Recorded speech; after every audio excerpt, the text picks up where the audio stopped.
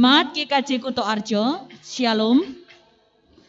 Majelis Jemaat mengucapkan terima kasih kepada seluruh jemaat yang berkenan mengikuti ibadah secara online pada saat ini.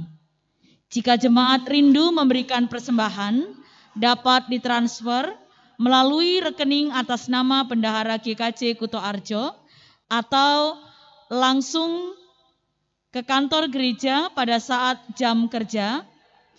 Dapat juga melalui pengurus di kelompok dan pepantan masing-masing. Mari kita datang kepada Tuhan untuk beribadah. Jemaat dipersilahkan berdiri. Kita menyambut kehadiran Tuhan dengan bersama memuji nama Tuhan dari Kidung Jemaat nomor 53 bait yang pertama. Tuhan Allah telah berfirman.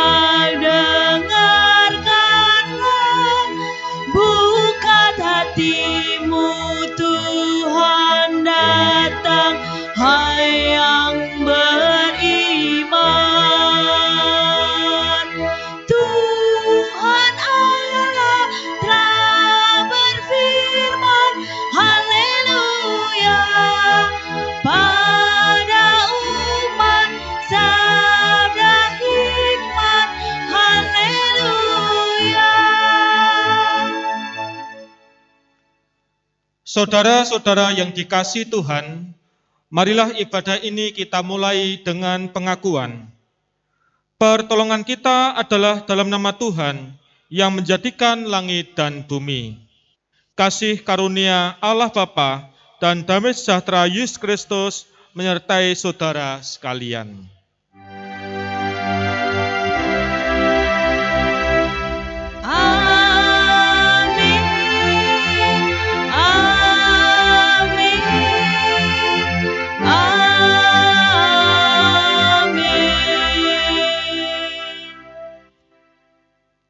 Kita menyanyikan Kidung Jemaat nomor 33.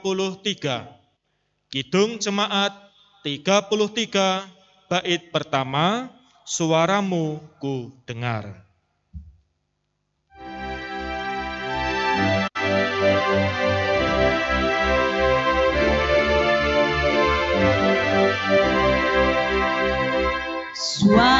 Suaramu ku dengar, memanggil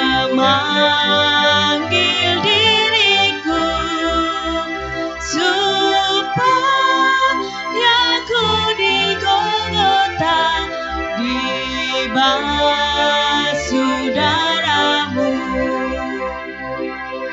Aku datanglah Tuhan padamu, dalam darahmu kudus sucikan diriku. Mari saudara-saudara kita berdoa. Ya Tuhan, kami datang kepadamu memohon tuntunan atas kuasa Roh Kudus agar menaungi hati kami dalam menyambut firman-Mu. Berkatilah kami semua, dalam nama Tuhan Yesus Kristus kami berdoa. Amin. Bacaan Alkitab saat ini diambil dari Markus 6. Markus 6 ayat 14 sampai dengan 29. Markus 6 ayat 14 sampai 29 dengan judul Yohanes Pembaptis dibunuh. Raja Herodes juga mendengar tentang Yesus, sebab namanya sudah terkenal dan orang mengatakan, Yohanes Pembaptis sudah bangkit dari antara orang mati, dan itulah sebabnya kuasa-kuasa itu bekerja di dalam dia. Yang lain mengatakan, dia itu Elia. Yang lain lagi mengatakan, dia itu seorang nabi sama seperti nabi-nabi yang dahulu. Waktu Herodes mendengar hal itu, ia berkata, bukan, dia itu Yohanes yang sudah kupenggal kepalanya dan yang bangkit lagi. Sebab memang Herodeslah yang menyuruh orang menangkap Yohanes dan membelenggunya di penjara berhubung dengan peristiwa Herodias, istri Filipus saudaranya, karena Herodes telah mengambilnya sebagai istri. Karena Yohanes pernah menegur Herodes, tidak halal engkau mengambil istri saudaramu. Karena itu Herodias menaruh dendam pada Yohanes dan bermaksud untuk membunuh dia, tetapi tidak dapat. Sebab Herodes segan akan Yohanes karena ia tahu bahwa Yohanes adalah orang yang benar dan suci, jadi ia melindunginya.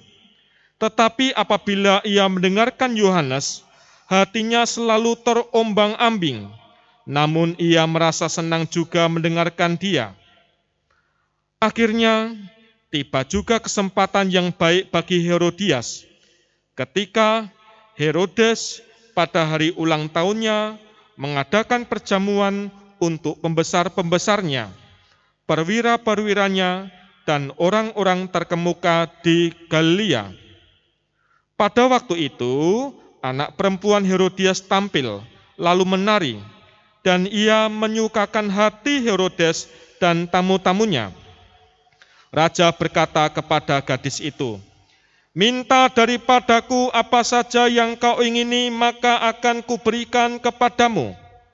Lalu bersumpah kepadanya, apa saja yang kau minta akan kuberikan kepadamu, sekalipun setengah dari kerajaanku. Anak itu pergi dan menanyakan ibunya, apa yang harus ku minta? Jawabnya, kepala Yohanes Pembaptis. Maka cepat-cepat ia pergi ke raja dan meminta, aku mau supaya sekarang juga engkau berikan kepadaku kepala Yohanes Pembaptis di sebuah talam. Lalu sangat sedihlah hati raja, tetapi karena sumpahnya dan karena tamu-tamunya, ia tidak mau menolaknya. Raja segera menyuruh seorang pengawal dengan perintah supaya mengambil kepala Yohanes. Orang itu pergi dan memenggal kepala Yohanes di penjara. Ia membawa kepala itu di sebuah talam dan memberikannya kepada gadis itu, dan gadis itu memberikannya pula kepada ibunya. Ketika murid-murid Yohanes mendengar hal itu, mereka datang dan mengambil mayatnya, lalu membaringkannya dalam kuburan. Demikian sabda Tuhan. Berbahagialah orang yang mendengar sabda Tuhan dan tekun melaksanakannya. Terpujilah Kristus. Haleluya.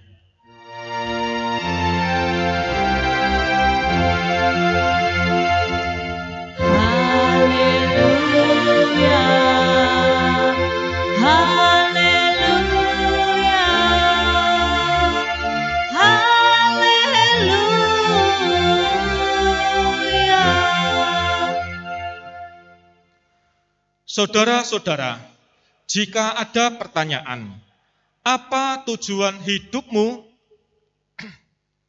Pertanyaan ini menjadi hal penting dalam kehidupan manusia. Tujuan hidup menjadi penting karena akan menentukan siapa diri seseorang kelak. Karena itu, setiap manusia mesti memiliki tujuan hidup yang dapat mengarahkan langkah hidupnya. Berbagai kesibukan rutin dapat dilakukan manusia. Namun, jika didasarkan atas tujuan hidup yang benar, maka manusia tidak akan terjebak terhadap rutinitas yang tidak membuahkan hasil.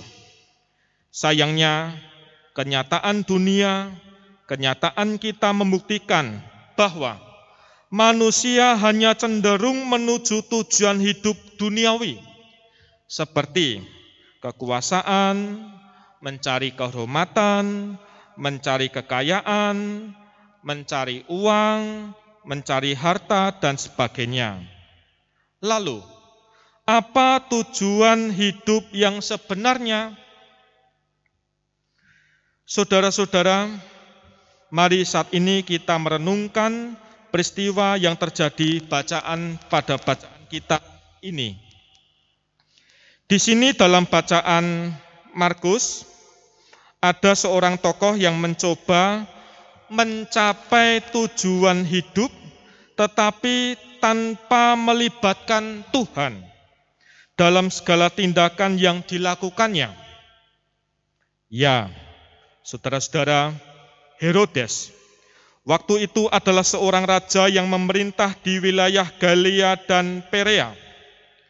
Bagi seorang raja waktu itu, mempunyai istri lebih dari satu itu lumrah, sudah biasa. Nah, akan tetapi hal itu rupanya mendapat kecaman dari Yohanes Pembaptis. Maka di ayat 18 disebut, "Tidak baik engkau mengambil istri saudaramu."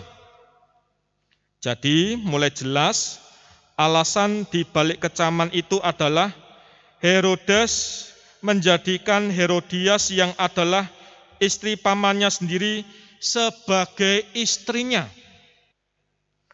Meskipun Yohanes Pembaptis di sini mengecam tindakan yang dilakukannya, tetapi Herodes tidak marah. Ayat 20b disebut, "Tetapi apabila ia mendengarkan Yohanes, hatinya selalu terombang-ambing, namun ia merasa senang juga mendengarkan dia." Nah, mari kita membayangkan bahwa pada saat itu sebenarnya Herodes sedang dalam keadaan dilema. Dia bingung. Di satu sisi ia menyadari bahwa Yohanes Pembaptis adalah seorang yang suci. Apa yang akan tetapi di sisi lain ia diperhadapkan dengan mementingkan diri sendiri, yaitu keinginan dirinya sendiri, sehingga meski merasa tertarik dengan perkataan Yohanes, tetapi ia tidak melakukan hal itu. Di satu sisi menyukai Yohanes, di satu sisi tidak. Pada akhirnya sifat egois inilah yang menang. Saudara-saudara, keputusan Herodes yang ia dasarkan pada sifat egois telah membunuh Yohanes Pembaptis, yang mencoba mengingatkan dia untuk berbalik arah dan meninggalkan perbuatan dosa. Ternyata begitu besar dampak yang bisa dibuat oleh sifat watak egois ini. Jadi, ketika kita melihat berita di televisi misalnya, ada seorang yang tega membunuh anaknya sendiri, ada yang tega membunuh ayahnya, atau membunuh istri pasangannya sekalipun. Nah, semuanya ini bisa terjadi karena sifat egois yang mengambil kendali atas kehidupan seseorang. Sehingga meski mereka menyadari bahwa tindakannya itu salah, tetapi karena yang mendasari tindakan itu adalah egois sifat dirinya sendiri, maka kesadaran mereka menjadi kalah. Egois mereka mungkin akan terselamatkan, tetapi itu tidak bertahan lama. Dan inilah yang menjadi tantangan bagi kita semua. tantangan untuk melakukan apa yang dianggap benar dan mengabaikan peringatan Tuhan. Saudara-saudara, hasil akhir dan tindakan yang didasarkan pada sifat egois akhirnya adalah penyesalan. Saudara-saudara, kisah dari kedua tokoh di atas tadi sebenarnya dekat sekali dengan kehidupan kita. Bahkan bisa jadi terjadi pada diri saya dan saudara. Nah, oleh karena itu mari kita lihat dan kita ingat kembali sejauh mana kehidupan kita hingga saat ini. Sebagai seorang yang sudah diselamatkan oleh Tuhan Yesus.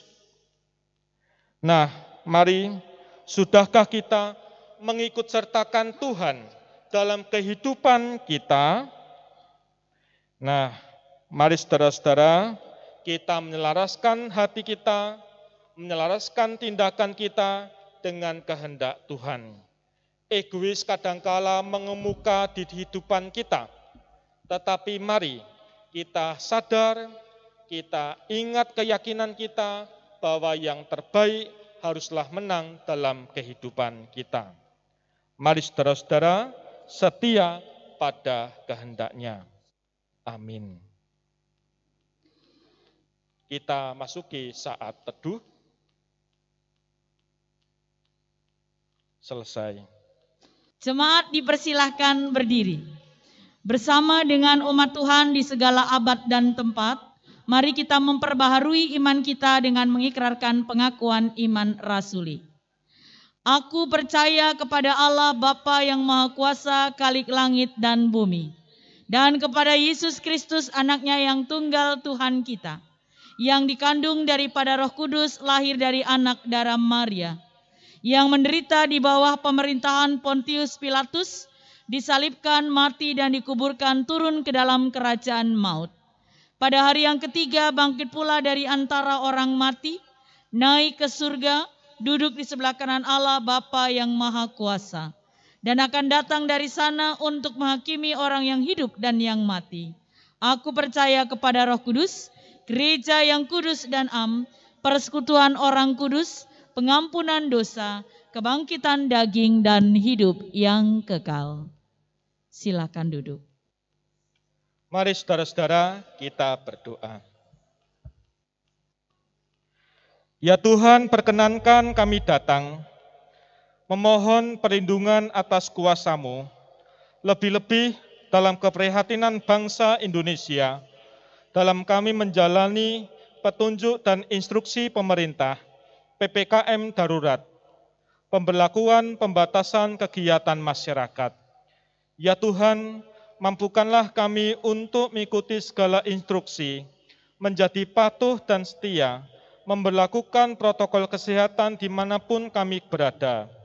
Berilah kesadaran untuk kami semua, masyarakat, agar menerapkan benar-benar kondisi pemakaian masker dan sebagainya demi keselamatan hidup dan nyawa kami. Ya Tuhan, kami berdoa untuk warga jemaat dan siapapun saat ini yang sedang terpapar COVID-19, yang saat ini isolasi mandiri di rumah, ataupun yang dirawat di rumah sakit. Berkatilah mereka, beri kekuatan, ketabahan, dan pelindungan dari Tuhan. Demikian juga kami akan saling bahu-membahu, memberikan semangat, dan memberikan kekuatan. Ya Tuhan, lindungilah kami semua. Dalam nama Tuhan Yesus Kristus kami berdoa. Amin. Jemaat yang dikasihi oleh Tuhan, marilah kita bersyukur atas pemeliharaan Tuhan dalam kehidupan kita. Kita akan memberi persembahan dengan mengingat firman Tuhan dari Roma 11 ayat 36. Sebab segala sesuatu adalah dari Dia dan oleh Dia, dan kepada Dia, bagi Dialah kemuliaan sampai selama-lamanya. Mari kita memberi, diiringi dengan Kidung Jemaat 367 bait 1. Padamu Tuhan dan Allahku.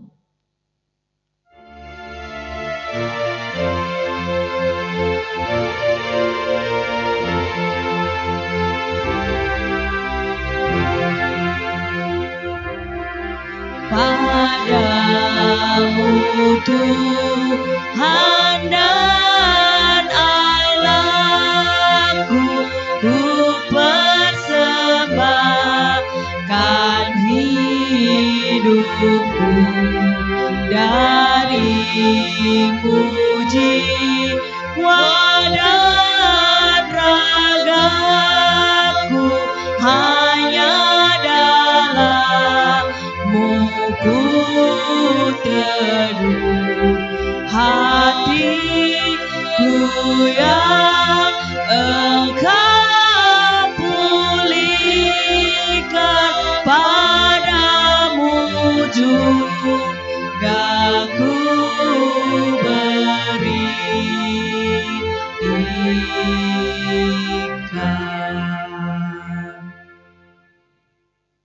Jemaat dipersilahkan berdiri, kita akan membawa persembahan kita kepada Tuhan di dalam doa kita berdoa.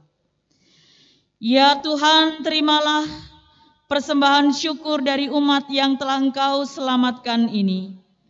Jadikanlah persembahan syukur ini suatu berkat bagi pelayanan kasih dan keadilan. Berkatilah setiap kami yang telah memberi, dan mampukanlah kami menjadi saksi bagi kemuliaan Tuhan melalui kehidupan kami. Kami akan mengakhiri ibadah kami, tuntun kami untuk dapat menjadi pelaku firman dalam hidup beriman kami. Kami berdoa di dalam nama Tuhan Yesus yang telah mengajar kami berdoa. Bapa kami yang di surga, dikuduskanlah nama-Mu, datanglah kerajaan-Mu, jadilah kehendak-Mu di bumi seperti di sorga. Berikanlah kami pada hari ini makanan kami yang secukupnya, dan ampunilah kami akan kesalahan kami, seperti kami juga mengampuni orang yang bersalah kepada kami. Dan janganlah membawa kami ke dalam pencobaan, tetapi lepaskanlah kami daripada yang jahat. Karena Engkaulah yang empunya kerajaan dan kuasa dan kemuliaan sampai selama-lamanya. Amin. Saudara-saudara, mari kita memasuki pengutusan. Arahkanlah hati saudara kepada Tuhan. Kami mengarahkan hati kepada Tuhan. Jadilah saksi Kristus. Syukur kepada Allah. Terpujilah Tuhan. Kini dan selamanya. Mari kita hundur dan kita menyambut berkat-Nya. Kasih karunia Allah Bapa kita dan damai sejahtera dari Tuhan Yesus Kristus serta persekutuan Roh Kudus ada pada saudara sekalian mulai saat ini sampai Maranatha. Amin.